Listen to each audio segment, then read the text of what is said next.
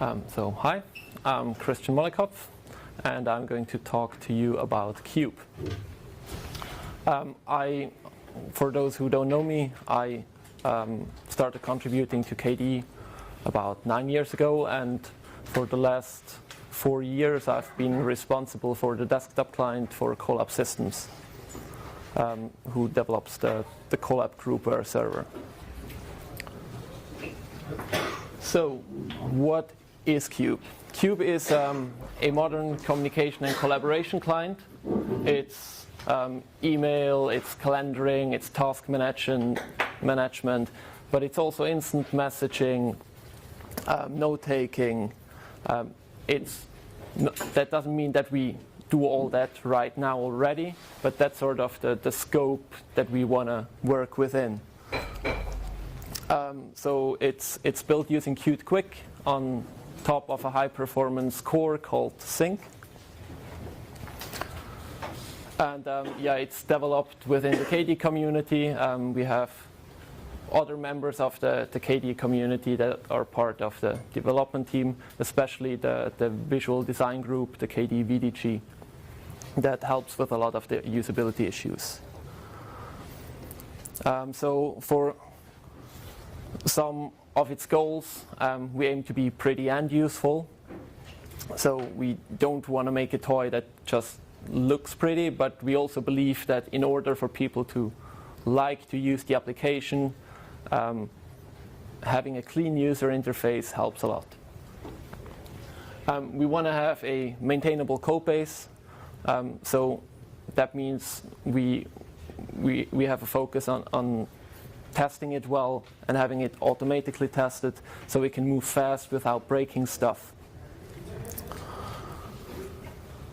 We also have a focus on deployability. What I mean by that is not only portability, so we want to target Mac OS X, we want to target Windows, but we also want to go on mobile platforms eventually. So we try to keep our dependency chain in control and only depend on things that we really require.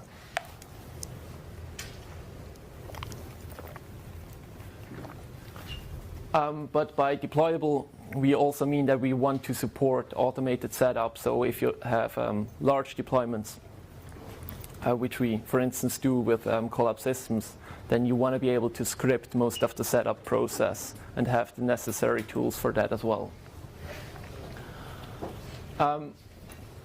Kube should be a high-performance tool when you require it, so it gets the job done quickly. We think that is important, that you don't have to wait for the tool. But it also shouldn't get in your way if you're not actively using it. So if you don't use it, it should get out of your way, and if you're using it, it should be there. Another target that we have is to make secure communication easier and more effortless. More about that later. But where are we right now? Kube is in a fairly early state of development. We've worked on it for the last year, but it was a lot of framework building, figuring out the architecture, preparing so that we can scale up the development as well.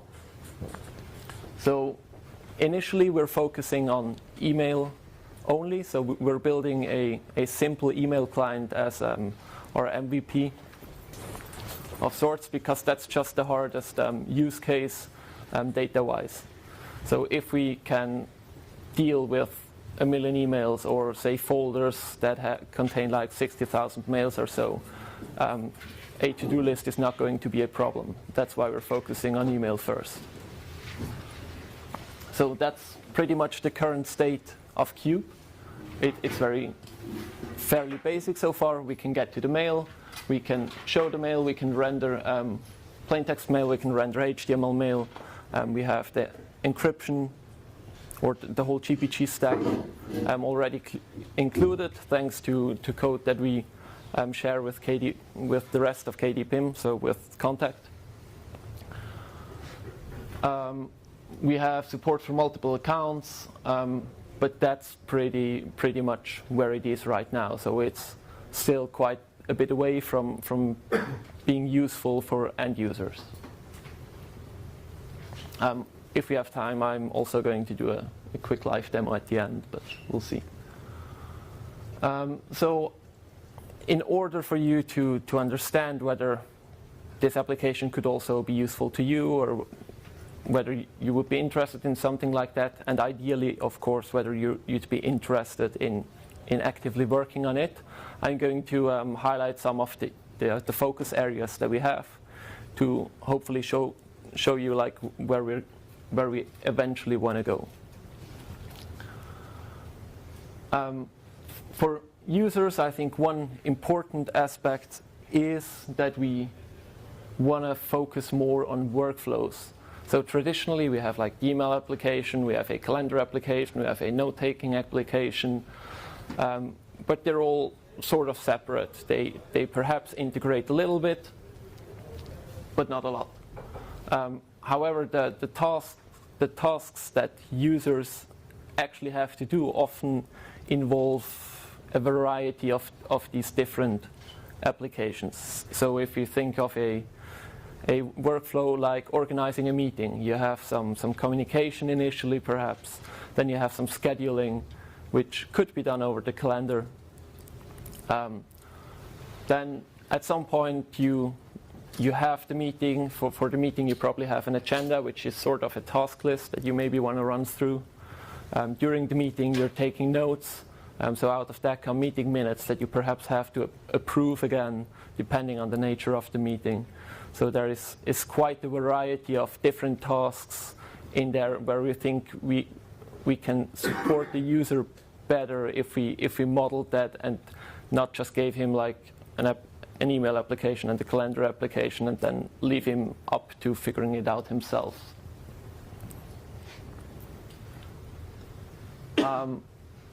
Another focus is certainly usability. We work closely together with usability experts and designers from the ground up. We try to build that into the development process, that we do that regularly and not as an afterthought. We don't want to solve all possible use cases with Kube. We believe that for a good user experience, we have to figure out which problems we have to solve and then focus on them and try to solve them cleanly and thus do what we do right instead of just adding features because we could. And another focus point in regards to usability is certain the whole security aspect, because currently this is just fairly complex, leading to users not using encryption, for instance, because you have to set it all up yourself. And we believe there are a lot of opportunities to improve upon that by integrating, for instance, the key management into the address book, by using things like trust and first use, by having a simple visualization integrated with like a color scheme, green, yellow, red. So you recognize immediately whether a communication channel is secure or you don't know, or actually insecure because the key was revoked, for instance. Kube is first and foremost a networked application, because if we're building a communication and collaboration solution, you're gonna want to communicate with someone. And what that means is we focus only on content that you have typically stored on a remote server. We don't want to rely too much on local data, because if we do that, then we, for instance, break the multi-device use case. So if you have a web interface, you have a laptop, you have perhaps a mobile device, if you rely on your local data of one of these devices, then you're not going to have that same data available on another device. So therefore we believe we should take this as a focus point and say, okay, that if the data is not available on the server, then we're not going to use it.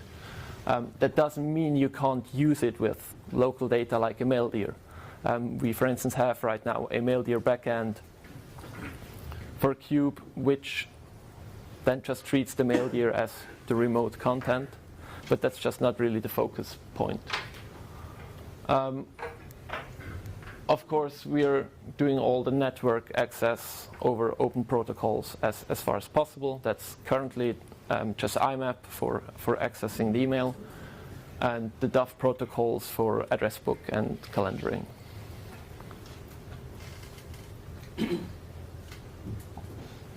From the development perspective, I think one of the most important aspects is that we are trying to build reusable components.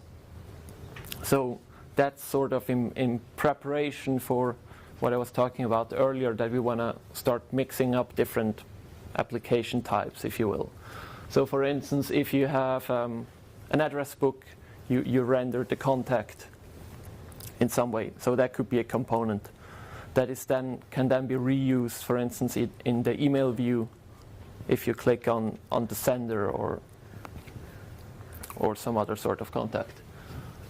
So that way we enable consistency, but we also enable use cases by allowing for those components to be used outside of Kube. So these components can be installed as K packages, which is just a folder structure, essentially bundling a QML file with the plugins necessary to access the data.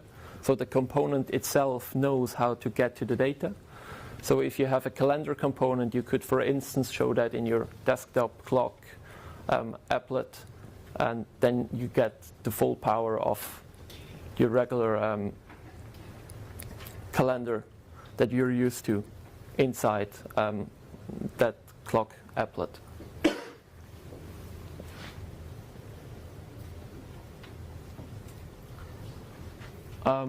One of the major problems that I want to address with Kube, and that I think quickly becomes a problem in a project of that size, because if we're going to work on that for a couple of years, it's going to be a fairly large project. The problem there is complexity. Complexity can very quickly become so big that you can't really move anymore, and that it feels a bit like a Rube Goldberg machine, where you touch one part and then something else moves, and that triggers another process, and that just becomes very difficult to reason about after some time. So in the Kube architecture, on a very high level, it looks like this. So you have, these are processes. You have the Kube process, and you have here two backends that are called resources. So that could be, for instance, an IMAP backend, and that could be a CallDev backend, or it could be two different IMAP servers. And then you have a library, so that would be the API that Kube is built against, and that provides a unified access layer. So from the application perspective, it just queries, for instance, for emails, or it queries for calendars, or it queries for events. It doesn't really know that there are multiple resources. Respectively, doesn't really care. If we zoom in on that, then the green box is the resource. You have the client generating commands. So if you modify an email or mark it as read or delete it, it sends the commands to the resource stores it in a queue. And then all the resource does is essentially processing that queue. It just processes one modification after the other. And all these modifications go through a pipeline. The pipeline contains different steps. That's an extension point for us to process modifications before they hit the store. So in there we could, for instance, do things like filtering or so to folders. So and once that pipeline is processed, we hit the store. a notification is emitted that the revision of the store has changed. That's just never increasing revision. And then clients will just update once they get it, so they just replay the changes. On the other side, we have the source, which would, for an IMAP resource, that would be the IMAP server. So we have a process, synchronizer process here. So not a system level process, but just something that figures out what's the difference between the server and what I have locally, generates a bunch of changes, throws them in the queue. The resource processes it exactly the same way. If the change didn't come already from the source, then the write back will just, it also listens to the revision and will just replay any changes that didn't come from here to the source again, thus synchronizing the state. So what we get are these nice reactive loops. So the client, all it does is listen for changes, and it has a bunch of models that are essentially self-updating and that just replay those changes. And on the other side, you just fire commands at the resource, and then you're done. So that becomes it becomes much easier to reason about the system, and it allows us to mostly contain the state to the database. So we don't have different parts of the system that maintain their own state. And that, I believe, helps a lot with keeping the complexity at bay.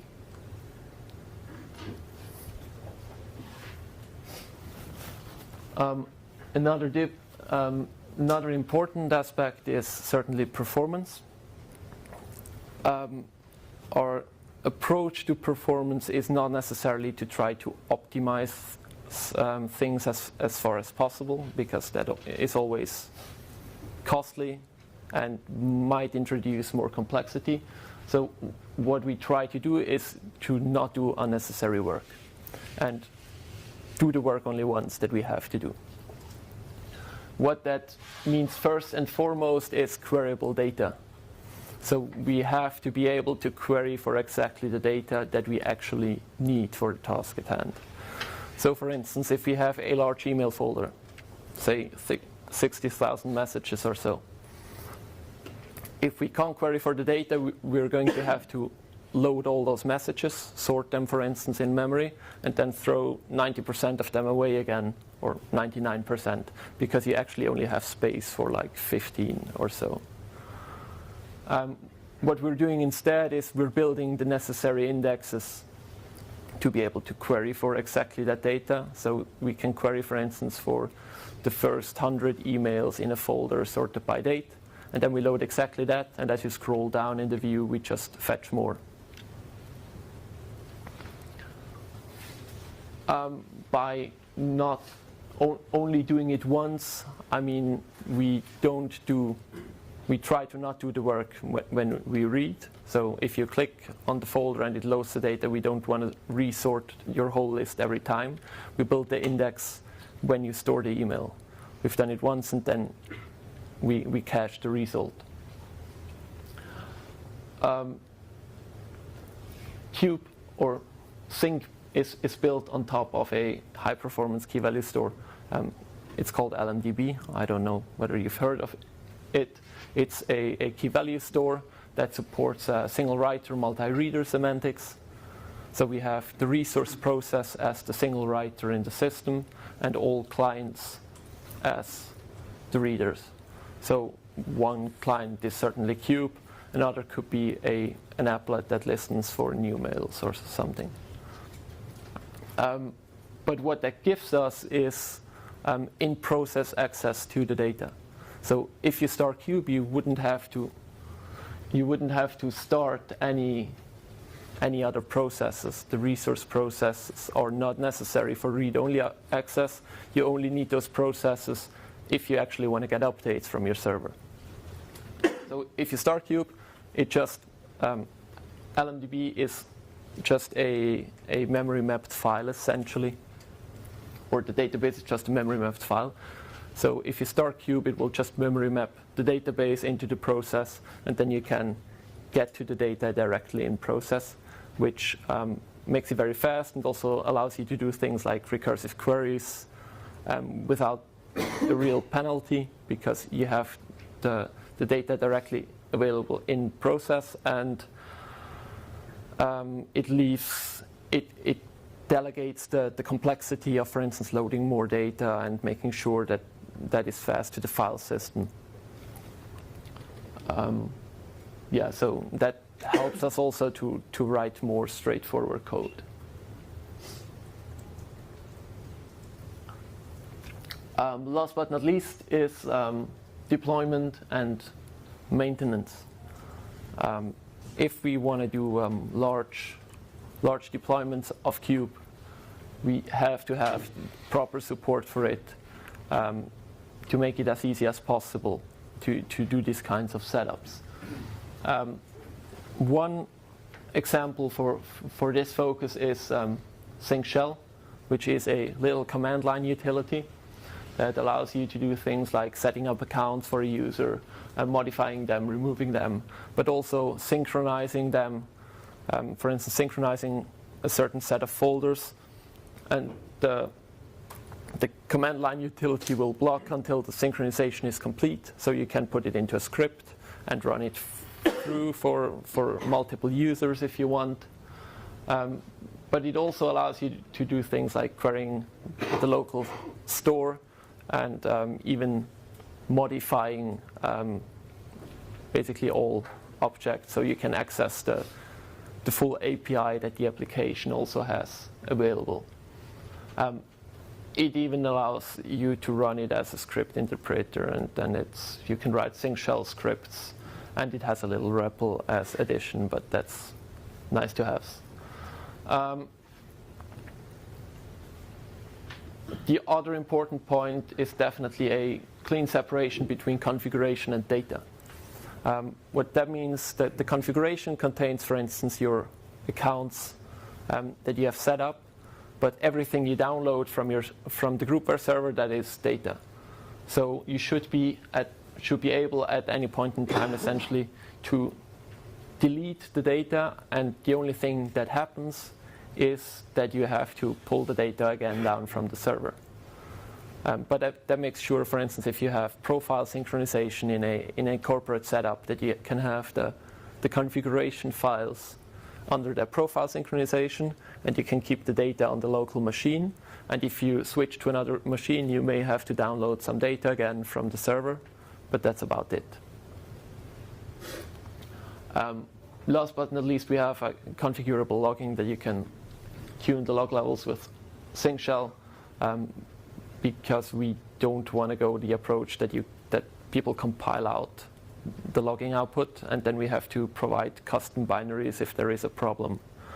So we'd rather have proper logging support that we then can also integrate with, for instance, journald or whatever the system supports.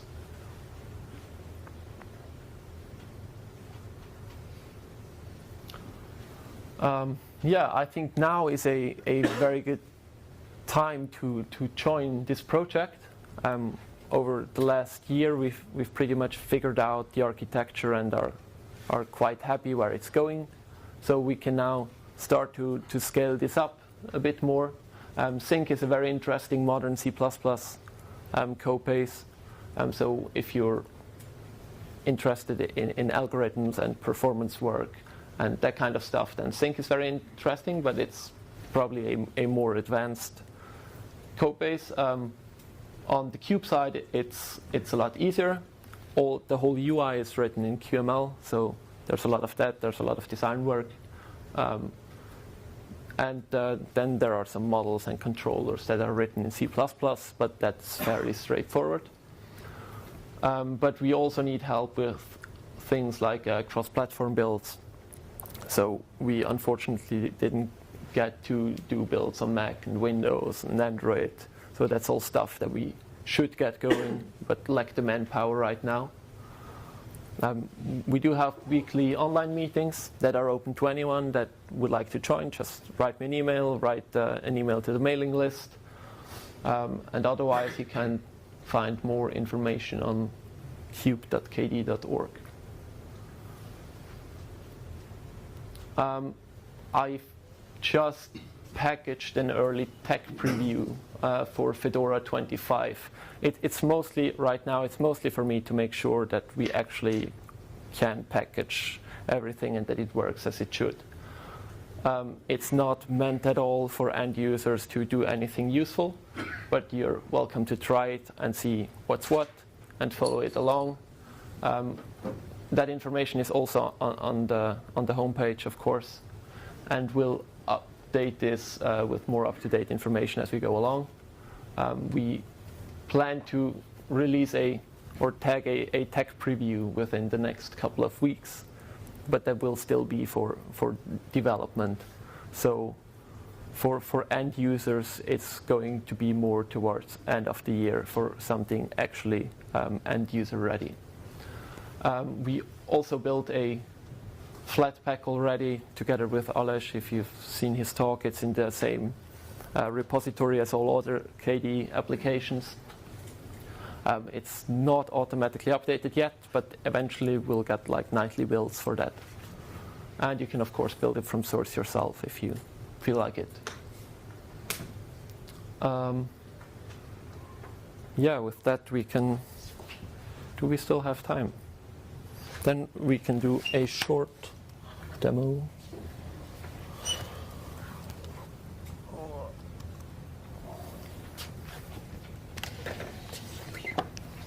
Oh no.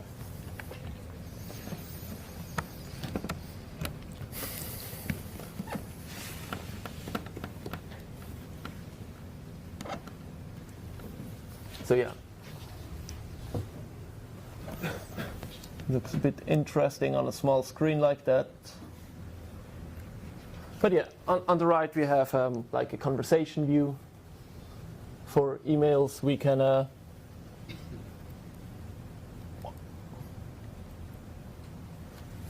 that's, for instance, an encrypted message. We can render some HTML spam.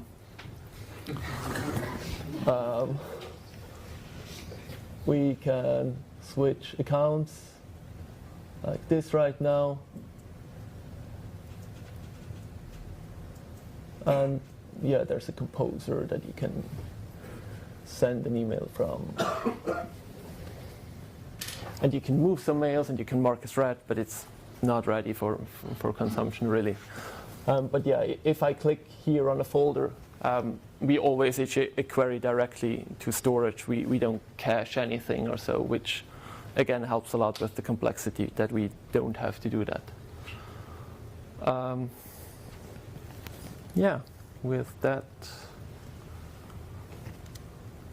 we come to the questions.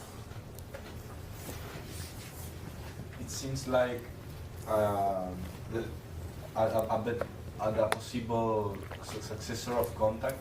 Is there some intention on that, or? We're not seeking to repeat the question. Oh, sorry. The question was whether the intention is to replace Contact. We do not intend to replace Contact. There are many happy users of Contact. There's a team continuing to support Contact. For Collab Systems, this will be the successor for our use of Contact. So Contact is our current desktop client. Kube will be the successor for it. We believe it's more suitable for our use case, but I think it's really a different target audience. Contact has an incredible amount of great features that work for a lot of people. And we believe we want to build a simpler product that has a bit more focus, I'd say. Essentially the same system, but about backend. It looks quite similar to Akanadi. So why did you write a different backend? How is it different from Akanadi? And are you going to replace Akanadi eventually? Well, so the question was whether, the same question for Akanadi, whether I'm seeking to replace Akanadi. The answer is pretty much the same. I'm maintaining contact professionally for Collab systems, so I'm quite familiar with the whole system, and I was obviously heavily inspired by Akonadi and Contact as well. But I believe that Akonadi, as it is too complex, and I believe this system improves upon some pain points, if you will, that I've seen with Akonadi. So that's my try for an improvement upon that. So why not improve Akonadi? Why writing from scratch? Essentially because it's easier. Okay. So I have a question. What about exchange support? So the question was whether we would have exchange support. The answer is I don't know. It's certainly not an initial focus. We're perfectly open to any contributions, really. Yeah, but I mean,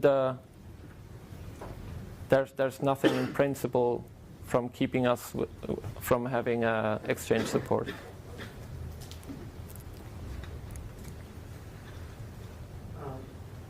Question about the exchange thing. Isn't it so that the sort of only viable way is using the ActiveSync protocol, and that for that you need a license from Microsoft? Or client implementation? So the question was whether the only viable way is to use ActiveSync and that you would need a license for that, and I don't know. I think that's the mobile comp. There's the EWS protocol now. I think there's also an Akonadi EWS plugin being developed. Okay. This is more or less the same, some kind of web front end for Exchange. So the answer would be EWS, apparently. This morning I wanted to talk about connecting Exchange, but that was mostly about the calendar function. So we did that.